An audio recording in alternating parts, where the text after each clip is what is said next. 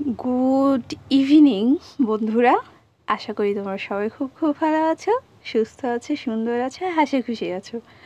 তো সন্ধ্যাবেলা শাওয়ার নিয়ে একটু নিজে রেডি হয়ে নিচ্ছি। আজ আমার কাছে মনে হচ্ছে আজকে আমার দিনটা দিন না, আজকের ইভিনিংটা আমি খুব স্পেশাল করে তুলব। কারণ আজকে আমি আমার জন্য আমার পছন্দের কিছু ডিশ রান্না করব।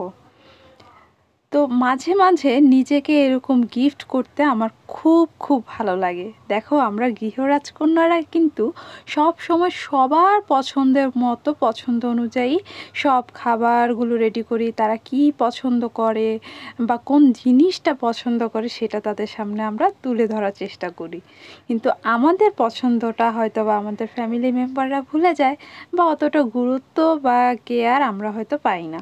কিন্তু এটা যদি তুমি নিজে খেয়াল করে নিজেই করো, তাহলে কিন্তু একটা আলাদা আনন্দ পাবে।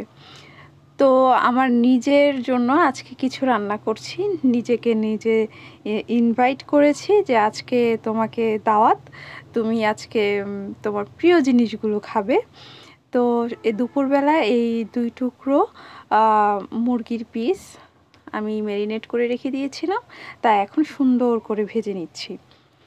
তো আমি এগুলো ভাজছি হচ্ছে অলিভ অয়েলে।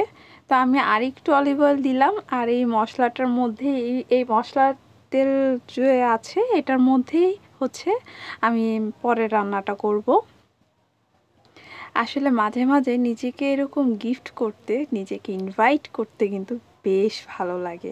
এতে কিন্তু নিজের মনটাও বেশ ভালো হয়, আর হচ্ছে অনেক আনন্দও পাওয়া যায়, আর নিজের প্রতি আত্মবিশ্বাসটা অনেক বেড়ে যায়। তো এখানে আমি নিয়ে নিয়েছি বটবটি, সিমের বিচি, আর কিছুই না, দিয়ে দিলাম পাস্তা মশলা, যেটা ঘরে তৈরি করা হয়, আমি বানাই। যদি কেউ এটার রেসিপি চাও তাহলে অবশ্যই কমেন্টসে জানিয়ে দিও। আর আজকের এই খাবারগুলো কেমন হচ্ছে, নিজেকে তোমরা কি গিফট করো, অবশ্যই আমাকে কমেন্টসে তোমরাও জানিয়ে দিও। দিয়ে দিলাম একটু লবণ, যেহেতু আগে থেকে একটু লবণ ছিল তেলের মধ্যে, তাই একটু সামান্য পরিমাণেই দিলাম। আর ওই মশলাটাতেও কিছুটা লবণের অংশ আছে। তো এখন এগুলো আমি বেশ ভালোভাবে ভেজে নেব।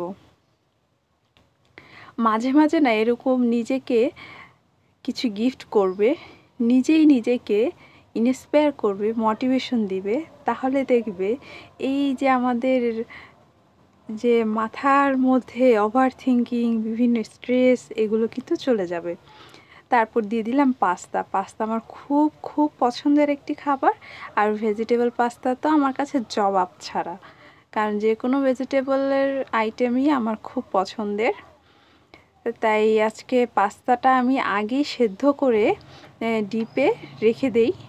এখন দিয়ে দিলাম হচ্ছে কাঁচামরিচ আর ধনেপাতা। তো যখন খেতে ইচ্ছে করে তখনই নামাই নিজেকে ট্রিট দিয়ে ফেলি।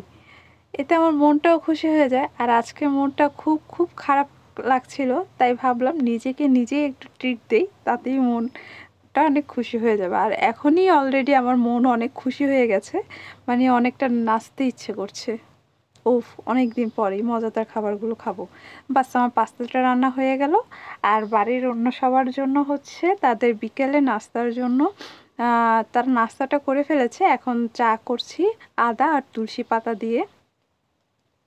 এই চাটাও আমি খাবো। এই চাটাও আমার বেশ পছন্দ। বেশ পছন্দ হচ্ছে তুলসী আর আদার জন্য না, বিশেষ করে এ চা পাতাটার জন্য। এটা দার্জিলিংয়ের চা পাতা। তো এত মিষ্টি, এত মিষ্টি। শুধু আমি তো চিনি ছাড়া চা খাই, শুধু এই চাটা যদি এমনিতেই জাল করে ফুটিয়ে নেই, সুন্দর একটা কালার আসে, আর সুন্দর সুন্দর একটা মিষ্টি মিষ্টি স্বাদ হয়। আমার বেশ ভালো লাগে। তো আমার শাশুড়ি চিনি দিয়ে চা খায়, দেখো কত সুন্দর একটা কালার, একদম মন ভোলানো। আর ওই যে আমারটা হচ্ছে চিনি ছাড়া, আর আমার শ্বশুরেরটাও হচ্ছে চিনি ছাড়া। তো আজকের এই ইভিনিং সময়টা, সন্ধ্যাটা আমার বেশ ভালো কেটেছে। আর যেহেতু নিজের জন্য আজকে রান্না করেছি, নিজের প্রিয় জিনিসগুলো খাবো, তা তো অসাম।